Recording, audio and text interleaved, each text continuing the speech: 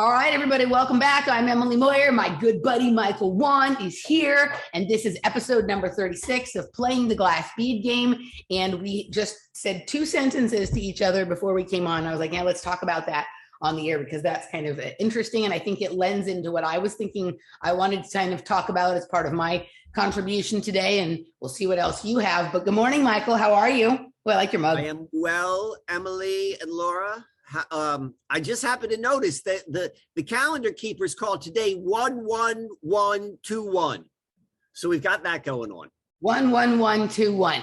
So just to your sound is a little, I don't know what the word is, like pitchy. Something is a little funny. And if I turn you down on my end, then people will complain that I'm so much louder than you.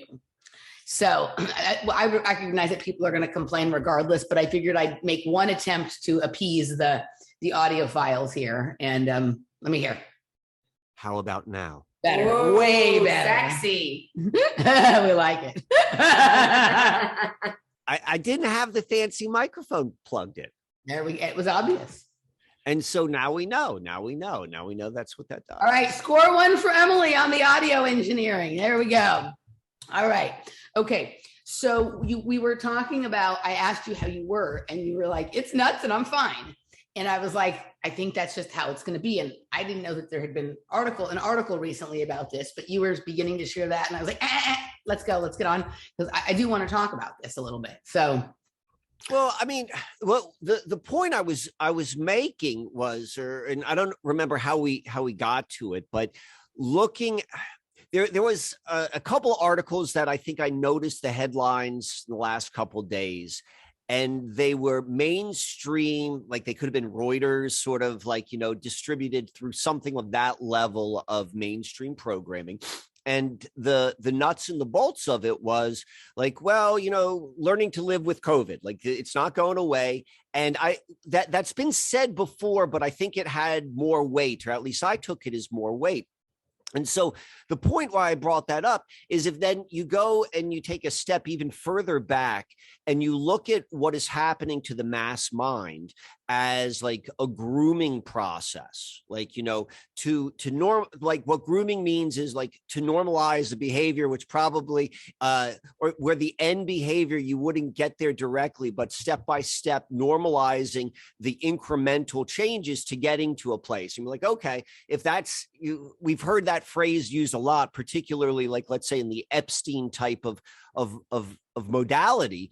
So we're seeing the grooming happening right here. And right now it's like, it's a line, like if you could look at it, if they had a handbook, which they do, and it's like, these are the steps in which you go from like point A to Z. And we just crossed like one of the many, many lines that have been crossed over the past 700 days. Really, 700 years, but like really of intensity over the past 700 days.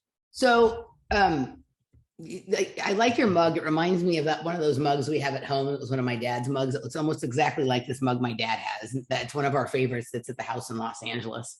So next time we're doing the show from LA, we can do our like mugs and compare or something. I've got a real weird feeling about this mug, and I don't want to diverge from that. But if I don't say it now, like maybe we'll just pass and I'll just let it pass. But it's a good story. Okay. So couple of things you said bring up something interesting. So I read an interesting article this week about a guy who left, like who sort of a dissident from Reuters. He ended up, I don't know if I guess he ended up getting fired or they parted ways. I don't remember what his name is, but the person who wrote the article's name, I think, was Christopher Rufo. I'm pretty sure that's who the author was of the article. And this guy was the head of data analysis and collection for Reuters, right? And he had worked there for like 5 or 6 years and, received lots of commendations and promotions and all that kind of stuff. And at a certain point during the BLM protests and stuff like that, he started to recognize that the Reuters reporting was not in any way accurately reflecting the data of the situation. And it was becoming increasingly out of proportion and balance or whatever. And he, was bothered by it. And so he didn't know what to do about it. And he took a 2-month leave of absence because he needed to decide. He felt like there was something wrong. He needed to do something about it, but he needed to really research it and compile his thoughts first. So he spent his 2 months off of leave conducting research, right? Because he still was working there. So he had access to all the data, conducting research, and put together a paper, right? And upon return to the office, submitted to the paper to the intranet of Reuters. And it was up for a very short period of time. Then it got pulled down, and he started this criticism and steps of being fired and whatever with them. But it was really interesting to listen to him go through the process. And then ultimately, he revised his paper a bit, put it back up, and then he was eventually shortly fired from it. But this was just something that was going around inside the company, and there was so much intolerance to it, right? But when you were just talking about Reuters, right? And that okay, so Reuters has the article, which means like they're sort of going with it, right? And both things can be true, right? Like that's like the rubber stamping of like this propaganda is now truth when like that's the Reuters, right? So, but also if this guy is obviously very balanced and measured and by no way a conspiracy theorist on the level that you and I might like to see somebody, right? Or whatever. This is just a person who's obsessed with statistics going, this doesn't make sense, right? And so when there becomes a dissident like this, right, then that is also part of the rubber stamp of that propaganda, right? The propaganda is so cemented that the person who was literally in charge of keeping track of the statistics and data, like the data and the statistics are not allowed anymore. It's not just that they're not liked or not acceptable or whatever, but they can't exist, right? And so I felt when you brought up Reuters, it made me think of that article. It's a good article. If I can find it again, I'll link it in here. But yes, I mean, so this is something that obviously anybody who's been paying attention to anything for the last couple of years, we've started to recognize that, no, I don't think there's going to come an end to this. This is just living with the nuts, right? But now it's like, okay, now Reuters has rubber stamped it. And while that doesn't mean anything to you or I in the way that we deal with things, we understand now what the grooming process is for the general public. But what the handbook won't tell you, and what we're here to do, and others like us, is that like we should have known that probably even before the COVID things happened, that, there's not ever going to be like some things get like resolved or evolved or whatever, some of these, problems or things that we would like to see worked out in the world. They get, when they say resolved, I don't mean that they come to an end that you and I might like, but there's some quieting down of them, or they evolve into something else. And that is no longer the emergency of the day, right? But literally as soon as one is over, or even before one of these are over, 5 more spring up in its place. And it doesn't show any sign. I mean, think about this, like the first time that you ever became awake to any topic or conspiracy, right? That was the one, right? And you were kind of like thinking that it was just about this one that your interest was. But by the time that one stopped dominating your mind, you had become interested in 5 more that either were real or that someone in the alternative media had scared you about. And so then you had 5 cycles of that, right? It's just this ever expanding thing. And so there's not going to be an end to it. But what I do see, and I guess like my intellectual mind saw it before, but I hadn't sort of internalized it. But what this process of the last 2 years has done for me is I do see that it moves in waves and cycles. So expecting it to end is not like a rational or sane thought, but knowing that there will be ebbs and flows and how strong it is and how it recedes and what that means and what's coming after the recession, like can teach one how to deal with it, kind of like a surfer learns how to assess waves. And when is their time to sort of like, paddle out and decide which wave they're going to catch, how they're going to ride it, all of that kind of stuff, right? So like the learning to surf or the learning to balance on the slack line, like I like to watch these guys out here doing, I think is something that the handbook from Reuters won't tell you about, because they just want you to be in panic and chaos and trying to manage your chaos all the time, as opposed to knowing, okay, like I see the signs that like a cycle of extreme chaos is coming. I know what to do to prepare myself. And I know that after this cycle,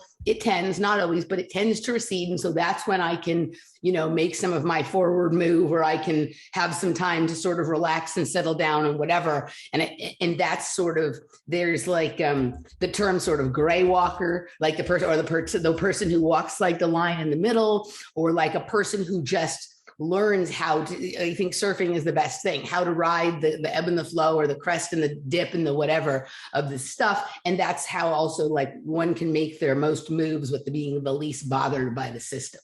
Right. And so I think that they're telling everybody chaos will never go away. So that's that propaganda. That's the inversion. And the truth is that correct. There's never going to be a time when chaos is over, but it's not a constant, right? There are these ebbs and flows that they're not telling you about in the handbook, and that's ours to sort of seek out, right? So definitely. I mean, there's when we want to start to put the magnifying glass on the story and what is Reuters and what it even is. Like the mind virus of what a story is. It's like an idea that goes into a mind and then you pass it around, and that is even including like a built-in fallacy of there being viruses. But nonetheless, to me, what you said, which is the most significant, and particularly how I am approaching things right now, is when you're talking about the gray walkers, or the gray men, and more so what that implies, and the implication of the gray man or the gray walker is just that, someone who goes in between lines. And you could sometimes that term is used like in a Masonic reference in terms of playing like, both sides, like being above the checkerboard and being able to go to both sides and play both sides. Henry Kissinger has always been thought of as like a gray man sort of thing, but as a concept, I think that is spot on, because there's something which is happening, which we're being like you said, there's an ebb and a flow, and every time like you come back, it's a little bit different. Like it's a heightened up experience, and then it's a relaxation. But when you relax back into it, you don't realize really what that change has been. And so this is how you move someone along. The key of being the gray walker is this is Mike's story. You can't be in this, where this is going to end up. You can't be in that world, unless you want to be part of that. It's kind of like we also have this opportunity to see what that transition into something else looks like. And in the grandest level, like what something else looks like, because I don't want to be accustomed to this being my new normal. Like, okay, this is how I do it. Like, this week I could go to a coffee shop, and next week, no, it's like the vision which life needs to be, or which I want to envision it, is going to be completely separate from this dance which they're showing us. But as you're saying, like if we understand the ebbs and flows, and as long as we still have one foot in that world, like then you use that information. But that would be my thought as it relates to the gray, with that as an issue, like just being a little bit more specific in terms of where that resonates true to me. Yeah, well, what you said about the Masonic part is interesting, because so the Masonic floor, and somebody that I was having a session with, we were kind of talking about this as well. So the reason it's black and white checkerboard is because it's not in motion, right? But if that floor were, it's still, it's frozen time. Once the vibration starts again, it's exactly what you're talking about. Then it becomes blurred and it becomes gray, right? And that is the condition from which they actually operate, right? I think the rituals are done to bring the stillness of the black and white checkered floors into vibration so they can make their moves. And then after their adjustments to system have been made, they bring back to stillness and the separation of black and white. And so learning to operate in that vibratory space is kind of like when you have that few minutes where it's like, whoa, I see what my cat is seeing. Like instead of just standing there and being, what does Terrence McKenna say? Don't give way to amazement, right? Don't be paralyzed by the amazement. Maybe that's like the operative time. Like that's when you make your adjustment that you like feel like you can't make in the everyday, day to day. You make that adjustment, and then when things freeze back into to fixed reality, that adjustment has been made, and the people who can't vibrate in that motion don't even notice that it's been, but you've made your change. Right. So that's a brilliant analogy, and it goes, I think, even deeper. Like the idea of a vibrating black and white checkerboard platform, and then to such a a rapid vibration that it begins to blur, even see gray and all of that. Like, so like we can picture that in our minds, right? You know, as you paint that picture. But then that's also the same thing without the black and white per se, as the image, which I'm certain everyone has seen, of like the cymatics, like where you see the vibration. Yeah. And so like that's a literal, like we're seeing like a law of how like energy is manipulated and controlled and going to different levels of manifestation. You know, that by that is like whatever the shape it becomes, like, you know, you could see as the hertz of the vibratory thing in the cymatics changes form. And as you're saying, like in an actual working state-sponsored ritualistic magical perspective, like they're doing the same thing. It's like, we're going to go and we're going to vibrate, and recognizing maybe like what we're talking about as those like changes, like, you know, this is that chaotic period of where things can take form.